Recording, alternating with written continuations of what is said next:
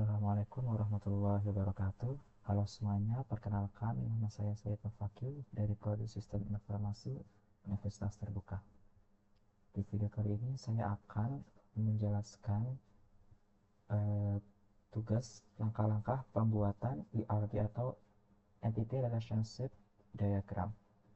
Oke, pada mata kuliah basis data, eh, tugas satu kita diminta untuk membuat ERD dari sebuah contoh kasus berikut ini.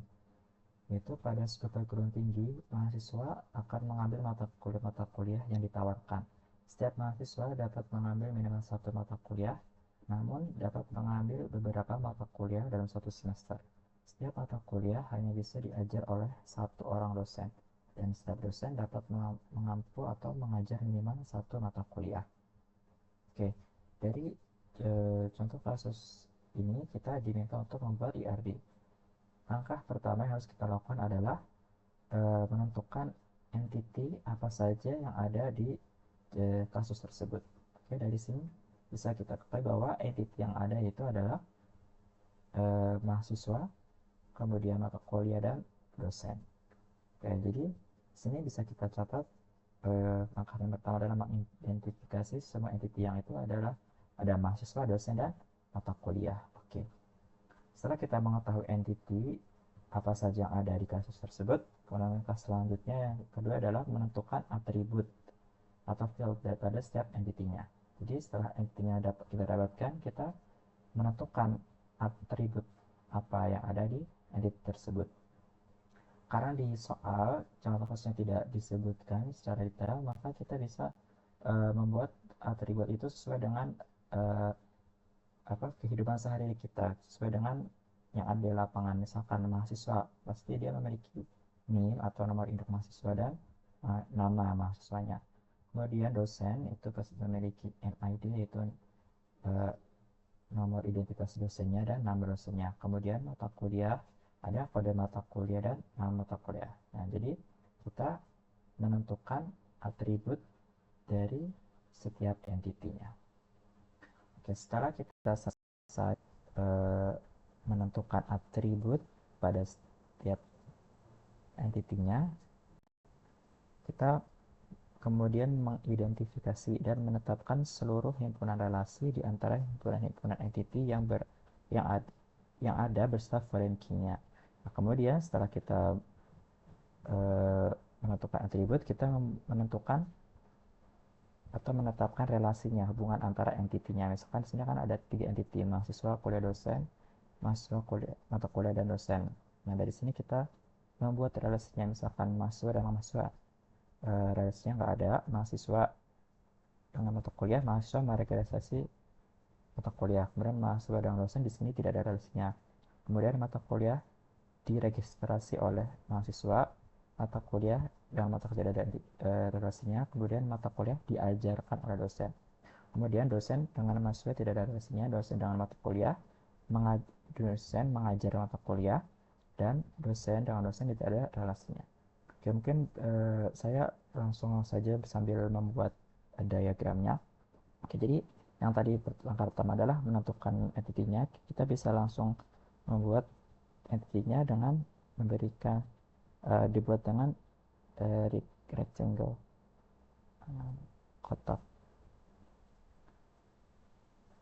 Kita buat entity-nya ada 3, kita buat 3 kotak, berarti di sini ada mahasiswa,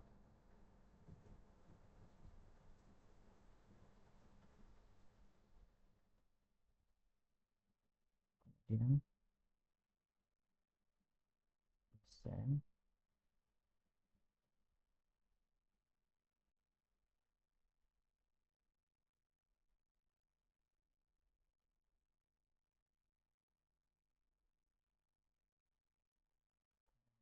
adalah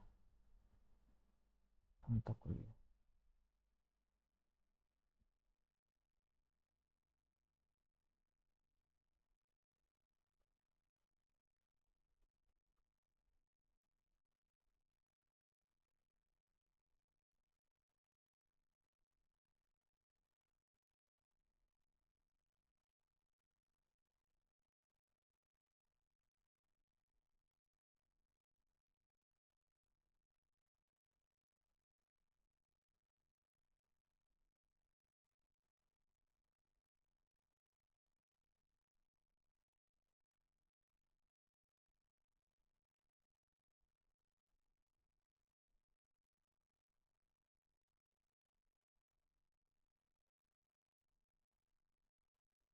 Setelah 3 entity kita buat, selanjutnya kita menentukan atributnya. Nah, kita kalau atribut itu kita pakai ellipse. Kayak di mahasiswa tadi atributnya ada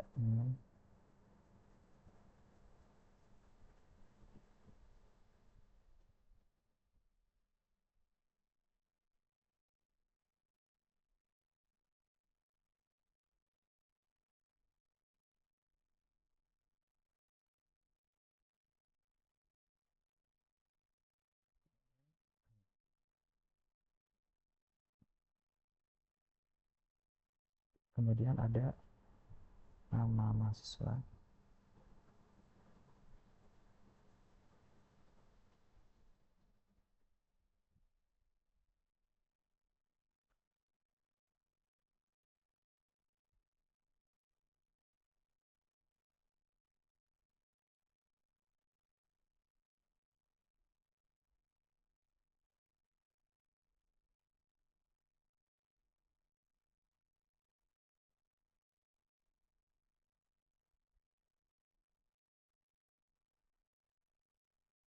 Selanjutnya di mata kuliah ada NID dan kode mata kuliah dan mata kuliah.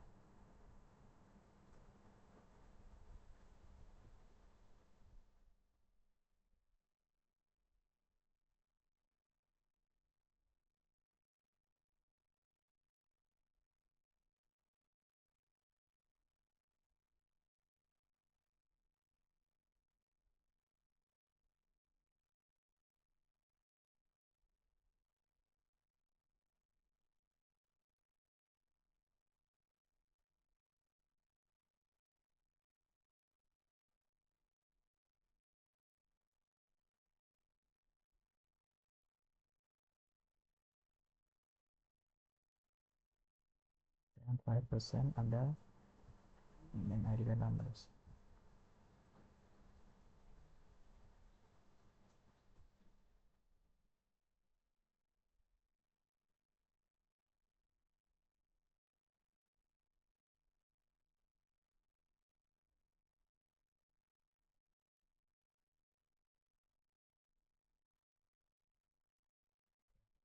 Kita bisa kita membuat atributnya. Oke, sekarang lanjut ke mengidentifikasikan relasinya. Nah, setelah kita mengidentifikasikan relasinya tadi, seperti yang ada di tabel tersebut, selanjutnya adalah langkah yang keempat, menentukan derajat relasi untuk setiap himpunan relasi. Nah, artinya kita lihat dari setiap himpunan relasi itu derajat relasinya seperti apa. Misalkan mahasiswa ke mata kuliah bagaimana relasinya dan dosen ke mata kuliah bagaimana relasinya. Jika kita lihat bahwa mahasiswa itu bisa eh, meregistrasi banyak mata kuliah dan mata kuliah itu bisa diregistrasi oleh banyak mahasiswa. Artinya hubungan atau relasi antara mahasiswa dan mata kuliah itu adalah banyak ke banyak atau many to many. Jadi di sini bisa kita tulis derajat relasinya mahasiswa dengan mata kuliah itu MN, yaitu banyak ke banyak. Artinya mahasiswa bisa meregistrasi banyak mata kuliah dan mata kuliah bisa diregistrasi oleh banyak ke mahasiswa. Dan mahasiswa itu setidaknya meregistrasi satu mata kuliah di setiap semesternya sesuai dengan contoh kasus. Oke, selanjutnya dosen dengan mata kuliah. Di sini relasinya berarti dosen bisa mengajar banyak mata kuliah, tapi mata kuliah hanya bisa diajar oleh satu dosen. Oleh sebab itu, maka relasinya adalah derajatnya itu satu ke banyak, yaitu satu dosen bisa mengajar banyak mata kuliah, tapi mata kuliah hanya bisa diajar oleh satu dosen. Dan sekarang kita bisa membuat ininya, arrownya atau panahnya. Oke, sebelumnya kita buat panah untuk atributnya karena dia tidak spesifik, maka kita pakai panah yang biasa aja.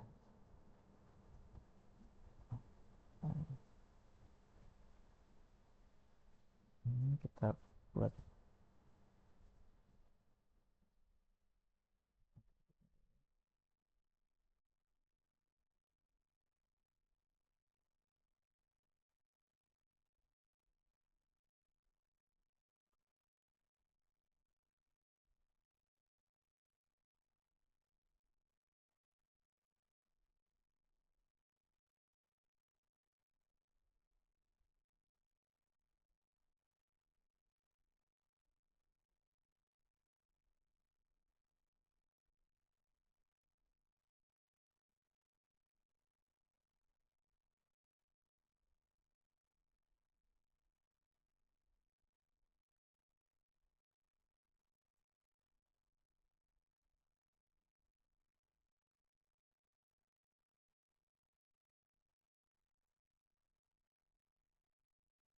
ini bisa kita agak skip biasanya biar lebih luas.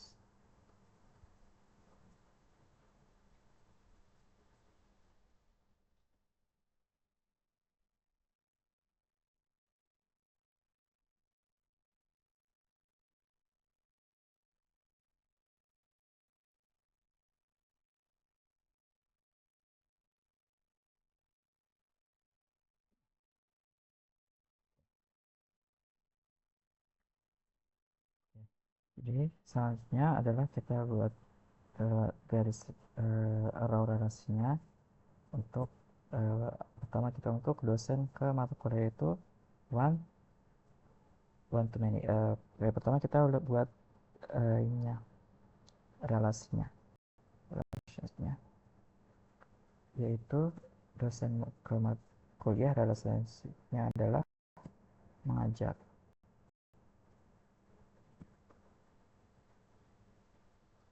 Dosen mengajar tepat kita letakkan di sini dosen sedikit.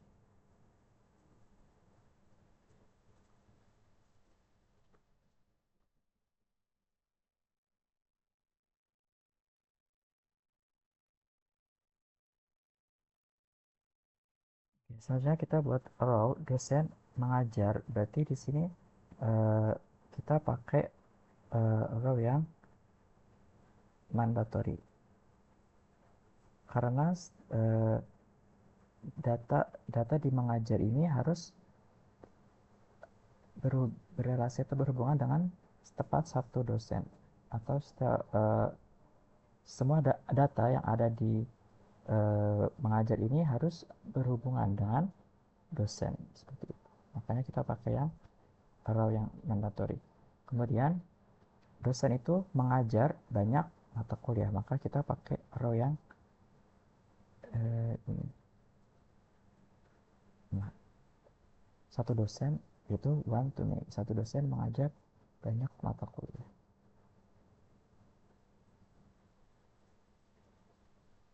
Nah, seperti ini jadi relasinya. Jadi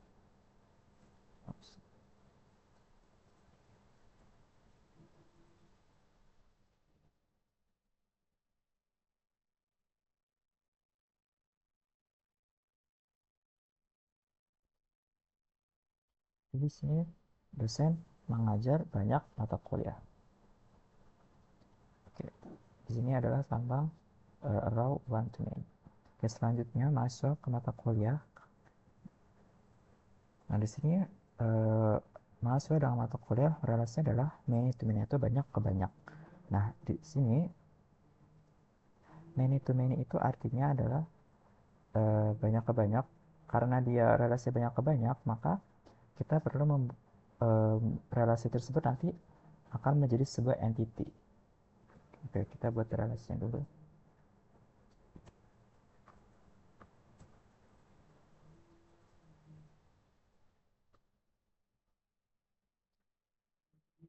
Relasi antara mahasiswa dengan mata kuliah adalah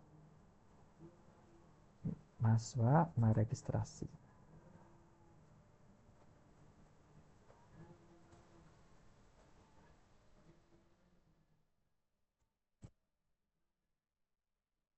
Dan mata kuliah diregistrasi.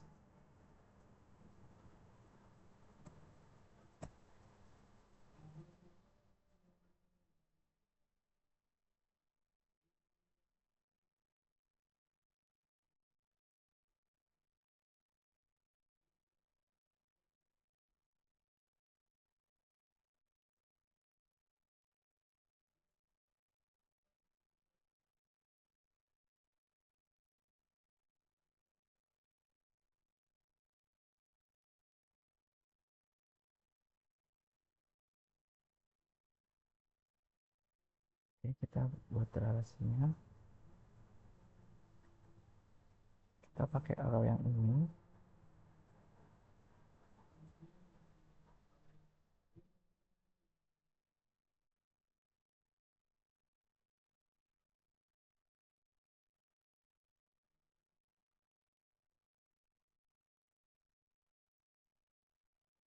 Kita pakai arrow yang tidak yang bukan mandatory karena mahasiswa bisa saja dia belum meregistrasi mata kuliahnya atau dia masih belum aktif gitu atau belum masuk semester perkuliahan, makanya dia bisa datanya tidak ada relasinya gitu, atau juga mata kuliahnya belum diregistrasi jadi dia belum ada datanya, makanya relasinya pakai yang seperti ini. Oke, karena ini adalah hubungannya many to many mahasiswa dengan mata kuliah, maka relasi ini registrasi meregistrasi dan registrasi ini akan dibentuk menjadi satu entity, yaitu registrasi mata kuliah.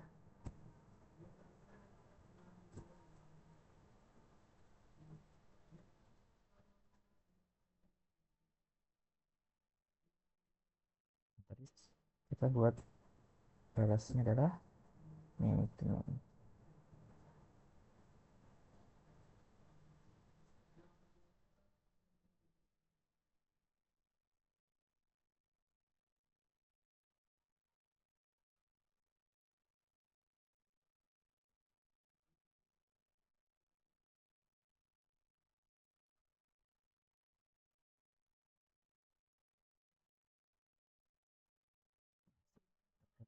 Nah, jadinya mahasiswa meregistrasi banyak mata kuliah dan mata kuliah diregistrasi oleh banyak mahasiswa. Oke, sebelumnya saya lupa memberikan tanda kalau di setiap entity itu pasti ada satu uh, key atau uh, apa namanya,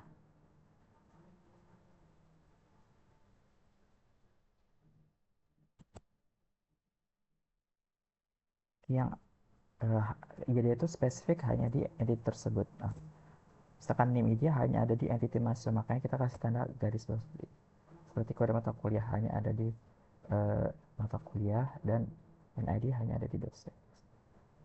Terus saya standar garis bawah. Nah, oke, sekarang yang registrasi mata kuliah ini karena dia udah menjadi entity, maka dia juga perlu namanya atribut. Nah, atributnya itu diambil dari setiap entity yang berhubungan dengan ini, itu kan dia berhubungan dengan mahasiswa dan mata kuliah. Nah, atribut itu diambil dari uh, yang yang ada di mahasiswa dan mata kuliah, itu NIM dan kode mata kuliahnya. Jadi ini kita jadikan atribut di sini.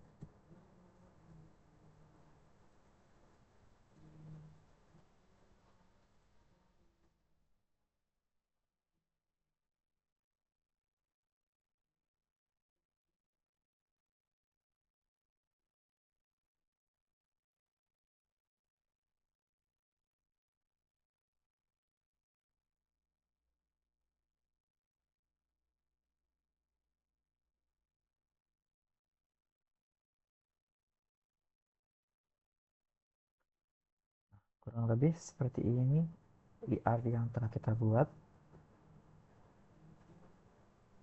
Oke, kita bisa melihat di sini ada mahasiswa, mata kuliah, dan dosen, di mana mahasiswa memiliki hubungan many to many dengan mata kuliah, dan dosen memiliki hubungan one to many dengan mata kuliah. Mahasiswa memiliki atribut NIM dan nama mahasiswa, mata kuliah memiliki atribut kode mata kuliah dan nama kuliah, dosen memiliki atribut NAD dan nama dosen. Kemudian relasi yang many to many ini dibentuk menjadi suatu entity, yaitu registrasi mata kuliah dengan atribut yaitu dari key mahasiswa dan key-nya mata kuliah.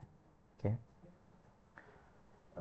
mungkin demikian penjelasan langkah-langkah pembuatan dari saya. Mungkin masih banyak kesalahan dan kekurangannya dari penjelasan saya. Kurang lebihnya saya mohon maaf. Saya akhiri. Wassalamualaikum warahmatullahi wabarakatuh.